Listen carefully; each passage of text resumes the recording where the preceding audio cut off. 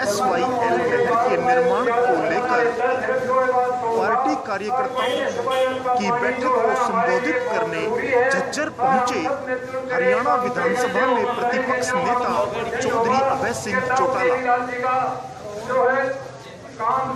चौधरी देवीलाल सदन इनेलो कार्यालय झज्जर में पहुंचने पर कार्यकर्ताओं ने अभय सिंह चौटाला का जोरदार स्वागत किया। चौधरी अभय सिंह चौटाला जी इसके काम के लिए होकर के काम कर रहे हैं।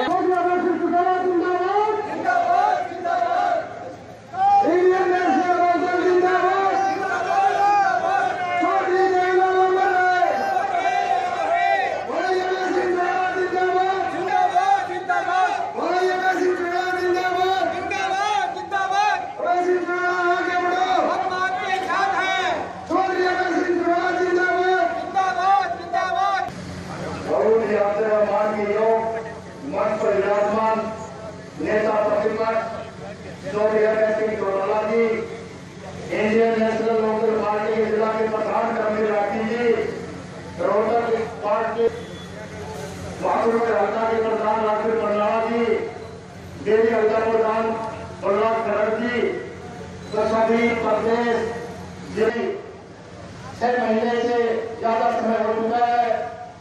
मई और जून ये इतनी ज्यादा गर्मी जो कि सबके बीच में गांव और गली के बीच में रहे 45 और 47 के टेम्परेचर में भी सभी गांव गए, बड़ी मेहनत की। तो साथियों मैं तो एक ही बात कहना चाहता हूँ कि आज बहुत कुछ कांग्रेस और बीजेपी के कुछ लोग किसान के नेता बनने की हिमायत करते हैं, कुछ SYL के बारे में बोलते हैं।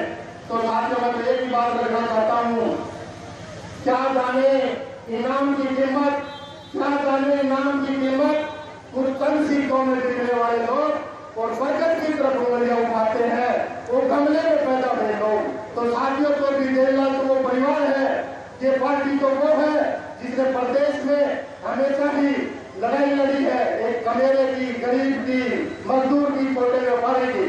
मैं उनका दिल की गहराइयों से धन्यवाद करता हूँ और उनके साथ रोहतक के जिला प्रधान सतीश नंदन जी और झज्जर जिला के प्रधान करमवीर राठी जी, युवा के प्रधान भाई संजय करवाना जी और जिला पार्षद जी और सभी पार्टी के सदस्य व पूर्व विधायकगण, आज पिता बुजुर्गों नौजवान साथियों, मेरी मातृशक्ति आज एक ही विचार नंबर बना के चलो कि आने वाला समय आपका होना चाहिए। आप अगर मेहनत करोगे और चौधरी अभय सिंह चौटाला के बताए हुए रास्तों पर चलोगे तो सत्ता आपकी होगी, वरना फिर ही 10 साल की तरह धक्के खाने पड़ेंगे। कोई और भी आएगा, आगे भी आएगा, कभी बीजेपी आएगी, कभी कांग्रेस आएगी। अपनी झूठ को मत दिखाओ और 10 तारीख को ज्यादा से ज्यादा व्यक्ति जैसे आज यहाँ पहुंचे हैं वे सभी अम्बाला चलकर और वहां ताकत दिखा दो पार्टी की कि इंडियन नेशनल लोकदल आ रही है, बाकी सभी जा रही है। अगर किसान, मजदूर और गरीब का कोई भला पार्टी कर सकती है तो इंडियन नेशनल लोकदल कर सकती है। आप सभी ने छोटे से कार्यकर्ता की बात सुनी, आप सभी का धन्यवाद।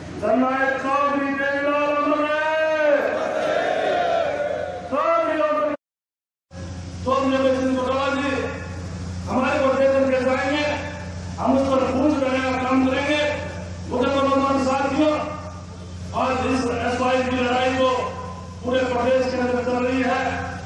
यह जंग जो माना चौधरी अभय सिंह चौटाला जी जिसके साथ कंधे से कंधा मिला करके आज लोग सब चलने का काम कर रहे हैं।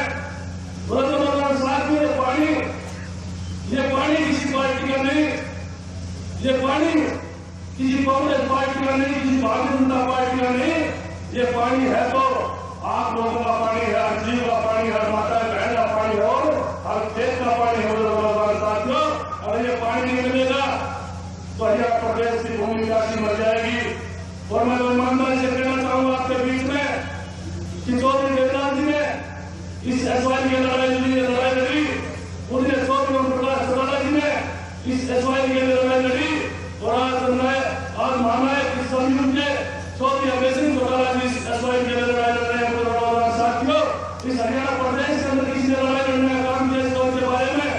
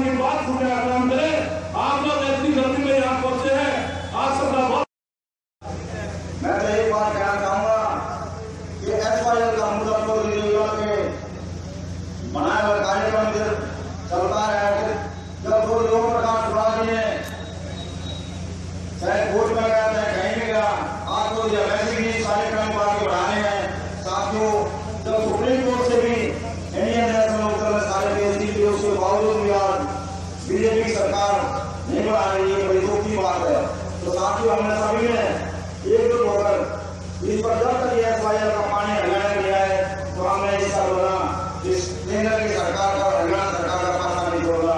साथियों, सभी ने एकजुट होकर काम करना है और हमारी जो ड्यूटी लगी है सभी साथियों ने उस पर दूर रहने का काम करना है। तो वैसे क्या कहते हैं, आज बड़े दुख की बात है, इसमें कोई राय नहीं कि आज बीजेपी कांग्रेस ने बीजेपी ने तो जो सरकार दी है 2500 से नौकरी लगाए थे, क्या तो दूसरा काम किया था। आज साथियों, षड्यंत्र के तहत कितने दुख के साथ हमारे नेता जब तक हमने हरियाणा में बीजेपी सरकार को बाहर फेंकने का काम सभी साथियों ने मिलकर करना। साथियों, तो मैं तो एक बात कहना चाहूँगा, जो हमारे जो आगे दिए गए सभी साथियों ने काम करना। ये हमारा के पास बावलू गाँव है जहाँ हम सभी साथियों के 10 जिले की ड्यूटी लगी है। तो साथियों, सभी ने 10 तारीख को सवेरे वक्त से जो आगे भाई साहब देगा सभी ने उस पर भूल जाने का काम करना। और 1 जुलाई से वोट बनने का कार्यक्रम भी है। साथियों, सभी साथियों से युवा से खासकर निवेदन है, जो 18 साल के बच्चे होंगे उनकी वोट बन रही है, बीएलओ से मिलकर सभी वोट बनाने का कार्य शुरू करें। तो साथियों, ये कार्य भी अहम है जो कि हमने सभी साथियों में मिलकर करना है। और जो ये वैसे आज पूरे प्रदेश में हम बधाई देते हैं भाई साहब को कि जो ये काम कर रहे हैं, आज तक किसी साथी ने इतना काम नहीं किया। हम तो टीवी में भी और फेस के माध्यम से भी देखते हैं।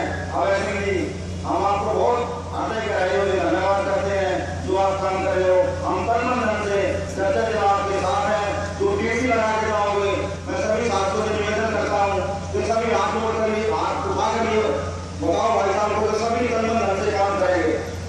सभी साथियों का धन्यवाद जो मेरी बात तो जो करना चाहिए वो सरकार नहीं कर रही है।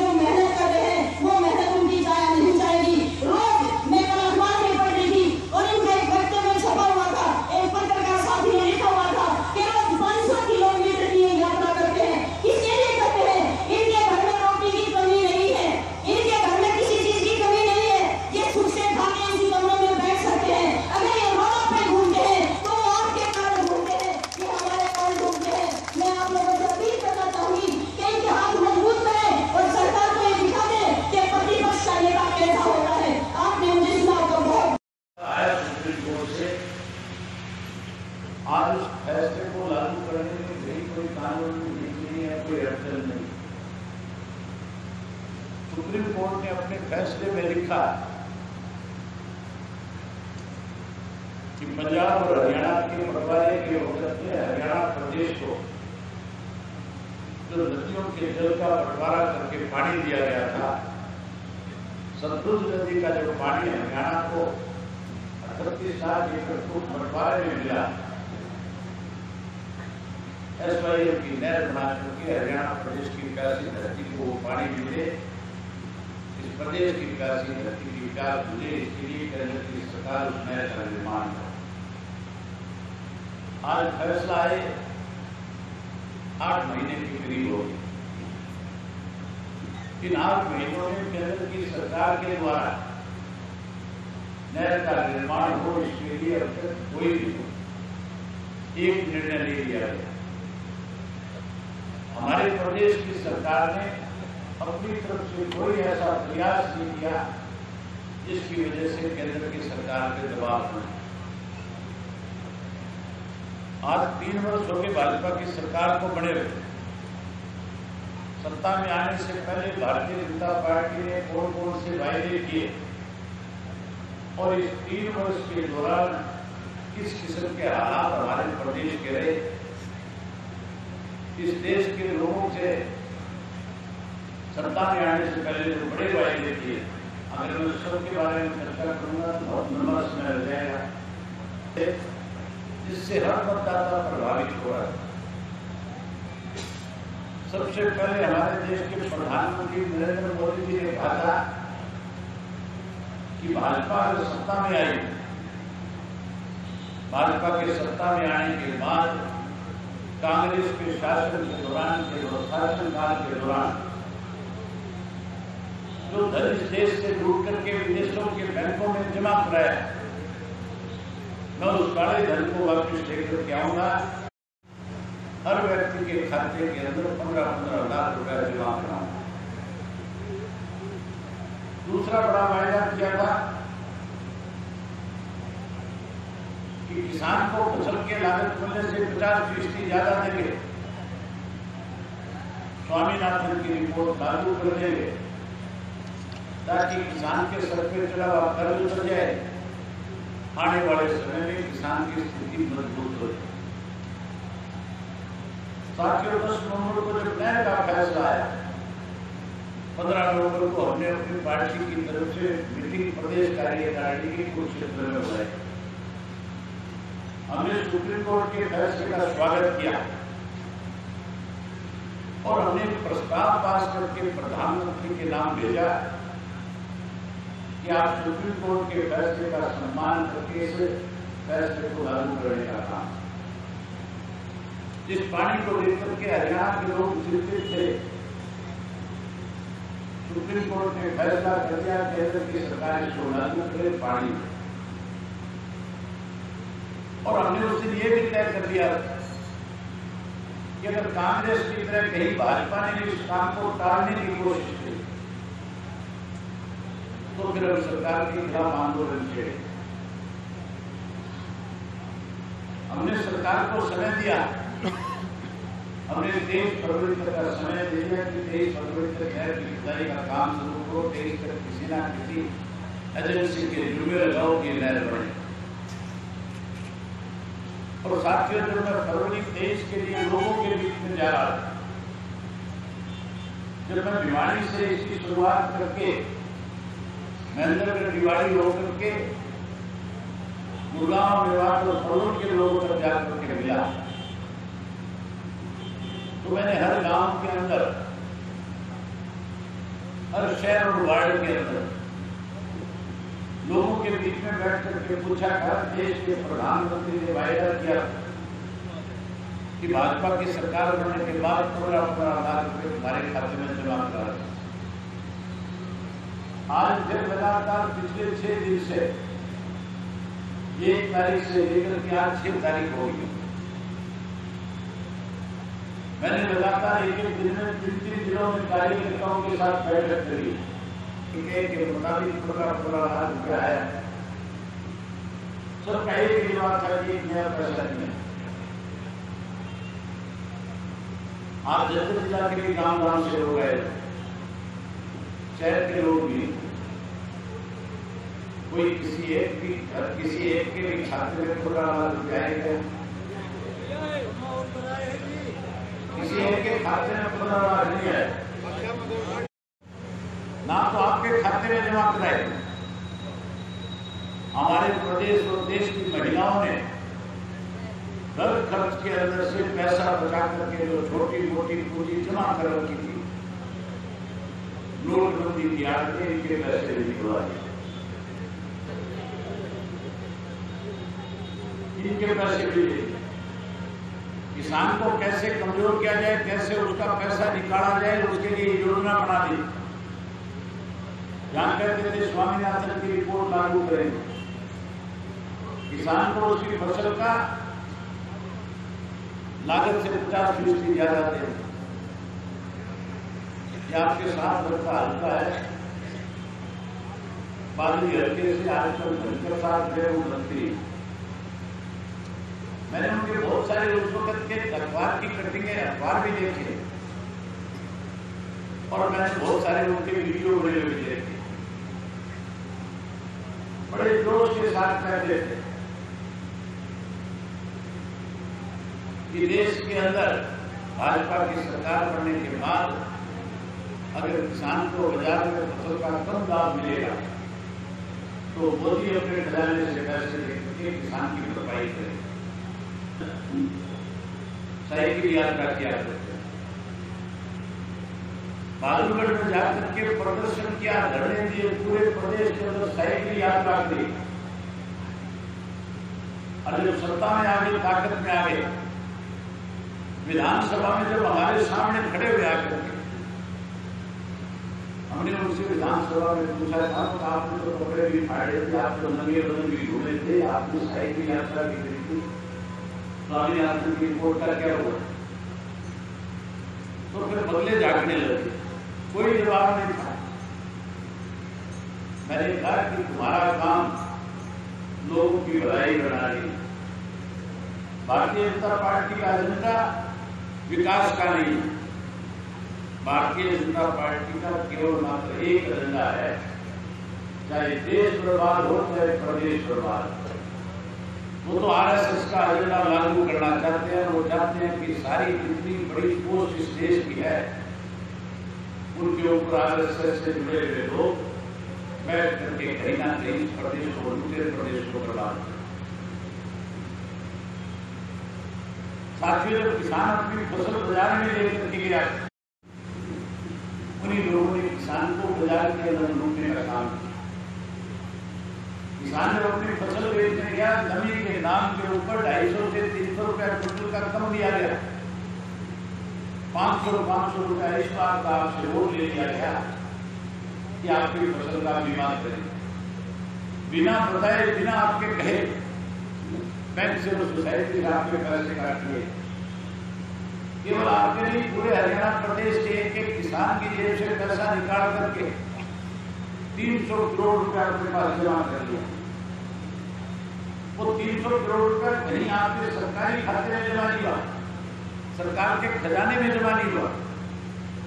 वो 300 का 300 करोड़ रुपया एजेंट के रूप में काम करके हरियाणा प्रदेश की सरकार ने अंबानी और अडानी के खाते में जमा कराने का काम किया।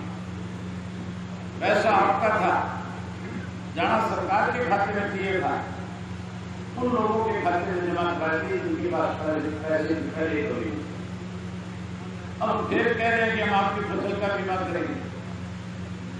500, 300, पहले 500 रुपये फसल बीमा के नाम पे काट लिए और 250 से 300 रुपया आपका धान की फसल बाजार में लेके उसके नमी के नाम पे काट।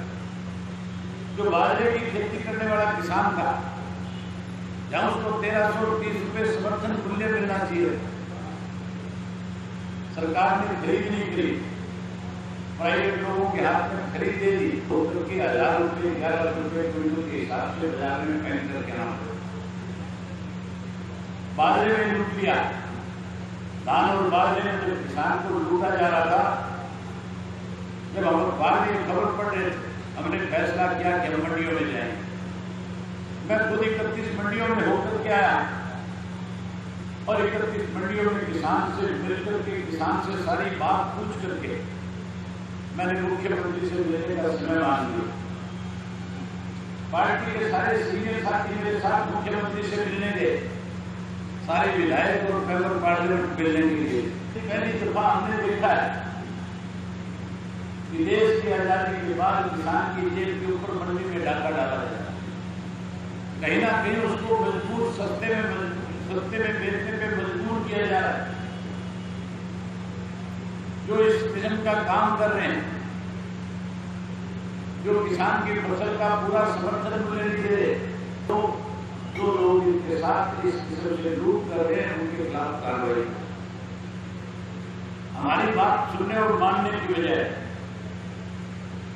आगे से कहने लगे कि अगर कोई गीला धान लेकर के आएगा तो नमी के नाम पे पैसे काटे जाएंगे। मैंने कहा मुख्यमंत्री जी आपका कसूर नहीं है,